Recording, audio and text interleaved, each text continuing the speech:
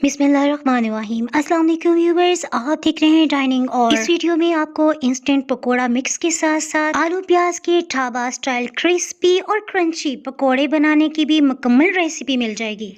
Recipe पसंद आए तो चैनल को सब्सक्राइब कर दें।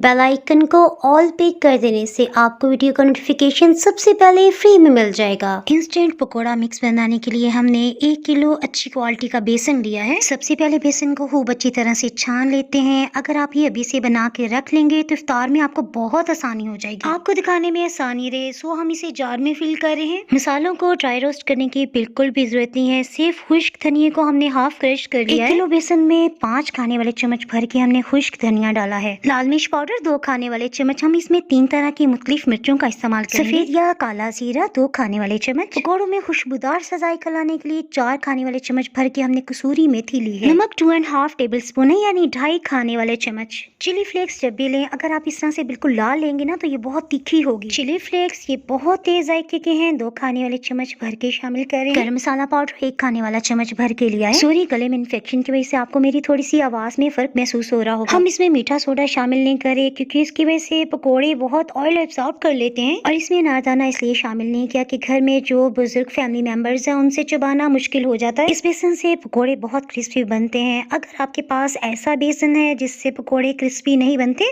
तो 1 कप आप इसमें मैदा या फिर कॉर्नफ्लावर शामिल कर लें। क्रिस्पी पकोड़े बनाने के लिए आप इसमें 1 कप लाल गंदम का आटा या फिर चावल का आटा भी डाल सकते हैं। अब इस पकोड़ा मिक्स से हम ढाबा स्टाइल के आलू प्याज वाले पकोड़े बना रहे हैं। पकोड़े बनाने के लिए हमने खूब बड़ा सा एक आलू लिया है। इसका छिलका उतार लेने के बाद स्लाइसेस में काटते हुए हम बारीक इसे फ्राइज की तरह इसे लंबाई में काट लिया है। पकोड़ों में प्याज का जायका बहुत अच्छा लगता है, सो ये प्याज भी बड़े साइज का हमने लिया है। सब्ज धनिया ये मुट्ठी भर के लिया है। आप इसे कम या ज्यादा अपनी मर्जी के मुताबिक डाल सकते हैं। इसी तरह 2 टमाटर को हमने चॉप कर लिया है। सब्जी को अच्छी तरह से मिक्स कर लेने के बाद हम इसमें इंस्टेंट पकोड़ा मिक्स शामिल कर रहे हैं। ये 1 पाव की मिकदार है। अगर आप स्पाइसी तेज पसंद करते हैं तो 2 से 3 हरी मिर्चें भी काट के इसमें शामिल कर सकते हैं।